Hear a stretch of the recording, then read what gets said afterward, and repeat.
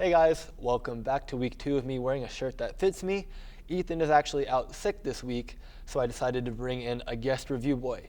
She is a good friend of mine. She listens to music. She has a really credible opinion. She is Bubble Bennett. Ladies and gentlemen, please welcome. Thanks for coming out this week. It's Bella Bennett. Okay, whatever. Today we are going to cover the debut EP from pop artist Cyn. She only has a handful of singles that she released over the past couple years that I enjoyed with differing levels. So I was looking forward to see what she could do with a project.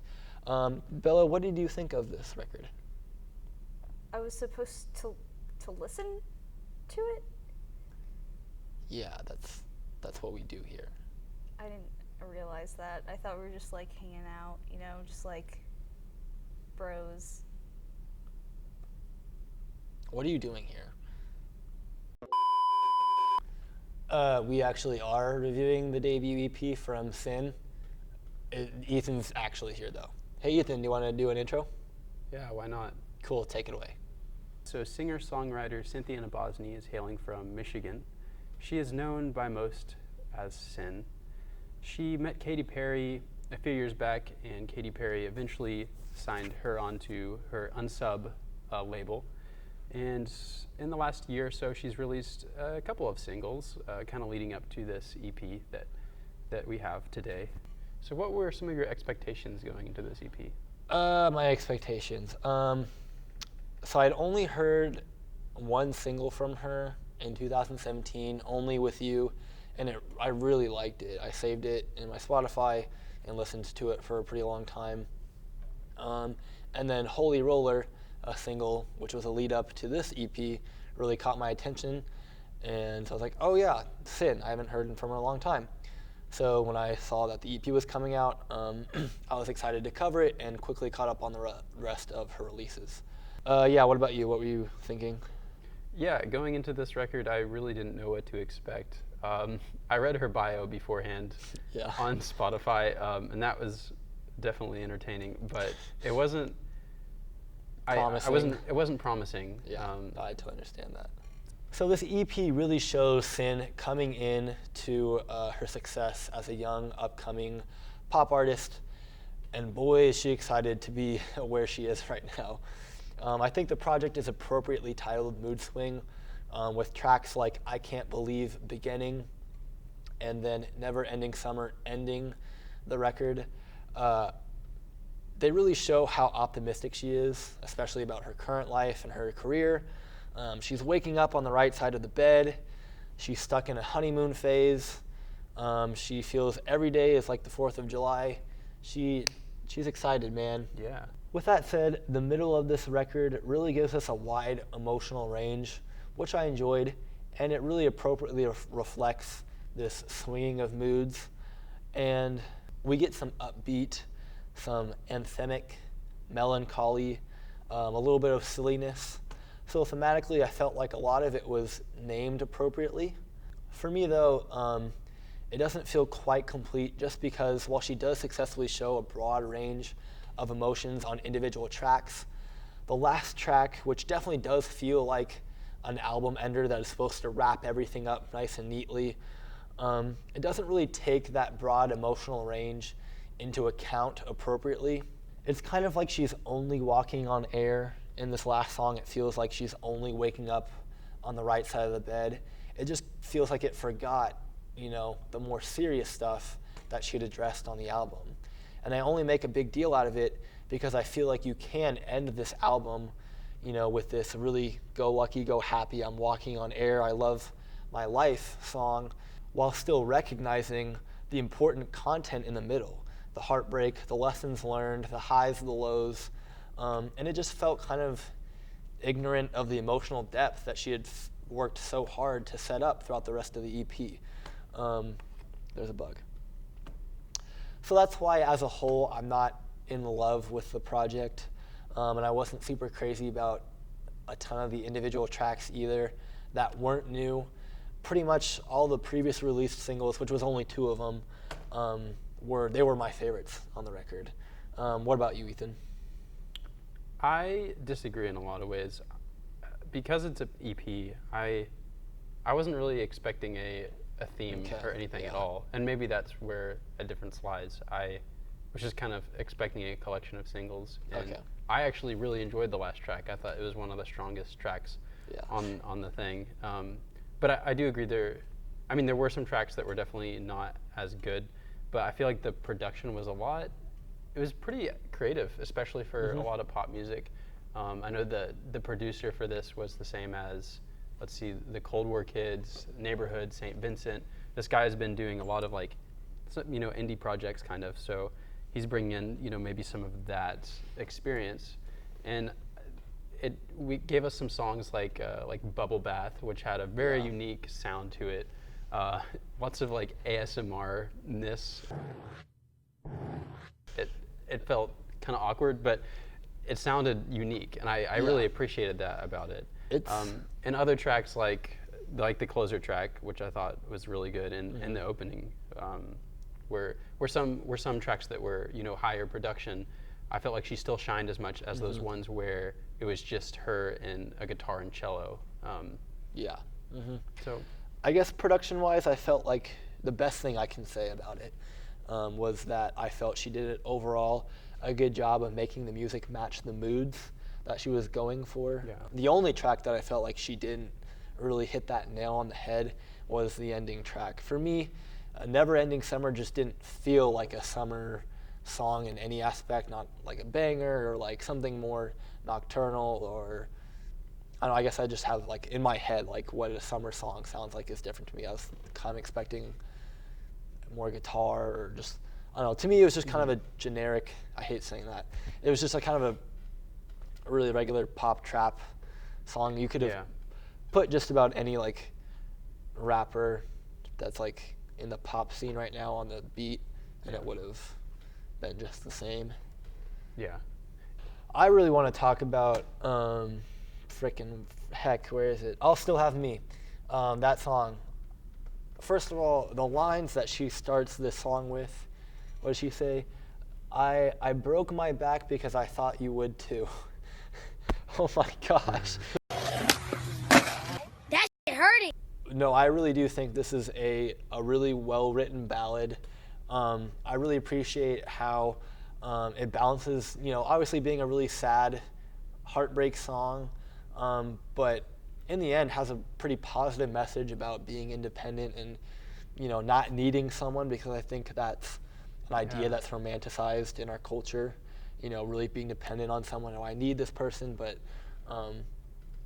this song really preaches at least I have me at the end of the day. I'll always have, myself, and I think that's a good lesson to write in a pop song. I heard that she just had a breakup or something. Yeah, no, I read that too. So it makes sense that it felt really authentic, and I feel like this was the best version of Sin, because she was really channeling true emotions. Even though I think she identifies more as a happy-go-lucky pop artist that writes about more positive and upbeat feelings. And then on top of that, it's all sung over a beautiful track. The electric guitar and the strings and her vocal delivery make for just a really heart-wrenching song that just hits all the right notes for me. So it's definitely my favorite track from her. So some other production highlights, we both really liked Holy Roller. I personally just kind of liked the contrast between the low gritty bass and then the higher smooth whistle. The whistling was really cool, and the percussion sounds that were kind of made their way into this groove, I thought were really cool, and also the lyrics were pretty clever. Very interesting, yeah. Her vocals on Angel sound exactly like Ariana Grande, and I don't think that's a bad thing at all. She's a really good singer. She sings with a lot of breath, which is pretty common. It's growing. Breathy. Yeah, but I think her timbre exactly sounded like Ariana Grande's. We already mentioned how Bubble Bath was a really unique track. I liked her vocal falls on that. It was just kind of a funny song. But I don't the lyrics in there about I don't listen to Bon Iver. And then, just weird stuff like that. It was how it's I couldn't really take it seriously, but I mean. I think that's why I won't go back to it. Is just it's not trying to be funny, but it's just kind of it makes you blush. I'll put the lyrics up. It'll just be all the explanation we need is just she uses this song as a way to complain about the bathtub industry and how they're not making big enough bathtubs, which I think is a really important message. I think I just enjoyed the stuff she had released before this EP more. It just seemed more alternative, more unique to her, more special to her style that she had developed. And just tracks like Never Ending Summer was just kind of like, I feel like I can hear this somewhere else. So that's why I wasn't super psyched about this project. Yeah, that was one of my biggest criticisms. It just, a lot of it sounded like it had been done before. Like, I don't know if I could tell you like what this artist, what she's about, like what defines her. Like, and I feel like that's something I would want out of someone's first project they put out. Yeah. I thought you said you liked the production though, and it was unique. Yeah, like the production.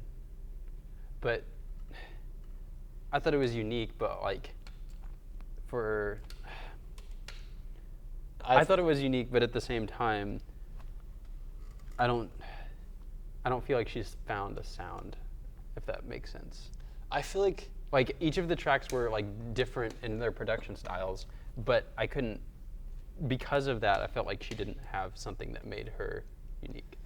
Yeah, I think that's why I didn't love this project, is because, I don't know, maybe she doesn't have a defined like her sound yet, but I liked all the sounds that she had done before, and I liked how it was kind of all over the board.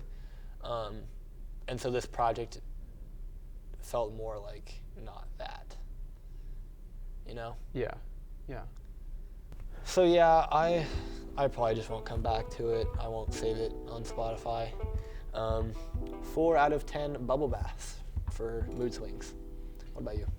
Yeah, I'm feeling pretty indifferent about this, so like 5 out of 10 bubble baths. Cool. Well, I don't have much to say this week, Ethan. What about you, bud? My eyebrows are big. I forgot to mention, this week we have a sponsor. This is sponsored by the 4 tests I have this week. Ethan, what's your week looking like? I don't know. I need to shave. You need to shave? No, you need to shave. Just kidding. I like your beard. I like it. Oh, that's good. I'm sorry. I was just touching my chin and it made me think about. You're jealous of the A little action. bit, yeah. Okay. That's not what I'm saying. Belle will be back next week. Also, you're gonna force her to listen to the music, right? Like you're gonna, like Yes. glue like headphones to her ears. Bella will do her job this time. Not Bella. Bubble Bennett will do her job. Next week is Kanye. He's planning to release an album. Keyword planning. Ye is a little notorious for releasing album. Wait, hold on. When you release this, it'll be like a day before the release. I don't know. It's fine. And what if he doesn't release it? Then it's like. That's what I'm saying, is he might not. That's the problem. So hopefully he does. If not, we won't have a video. Just kidding. We'll find something. It's not all about Kanye. Yeah, we'll talk about music. So I decided to bring in a guest review boy. Freaking forgot my stuff. Okay, that's probably a good place to cut. That's fine. I was really excited coming to this EP. I've heard a couple of singles from Cyn. I didn't introduce her, so that's really awkward. We're gonna have to do this take over again. That's okay. I like look straight at the camera and I'm like. You don't have to pretend to type. Just like look at the camera. I know. I just feel like I'm gonna laugh. Yeah, that's what we're doing here. I thought we were just like hanging out like bros, just like, you know. That was weird. Bella, I need you to scoot in. There, right there. No, come on. Yeah, that's what we do here.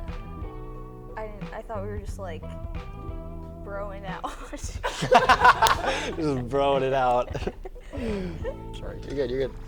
That's what you got. It doesn't even matter.